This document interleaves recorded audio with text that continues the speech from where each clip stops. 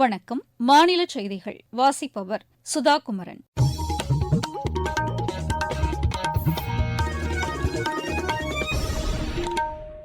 தலைப்புச் செய்திகள். நாட்டில் கடந்த 10 ஆண்டுகளில் புதுப்பிக்கத்தக்க எரிசக்தி திறன் 165% வளர்ச்சி பெற்றுள்ளதாக மத்திய அமைச்சர் திரு பிரல்ஹாத் ஜோஷி தெரிவித்துள்ளார்.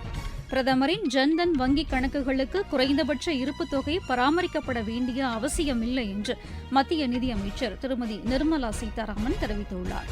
மாநிலத்தின் வளர்ச்சிக்கு ஆக்கப்பூர்வமான செயல் திட்டங்களை மாநில திட்டக்குழு பரிந்துரைக்க வேண்டும் என்று முதலமைச்சர் திரு மு.க.ஸ்டாலின் கேட்டுக் கொண்டுள்ளார். பெண் குழந்தைகளை காப்போம், பெண் குழந்தைகளுக்கு கற்பிப்போம் விழிப்புணர்வு கையெழுத்து இயக்கத்தை மாநில அமைச்சர் திருமதி கீதா ஜீவன் இன்று தொடங்கி வைத்தார்.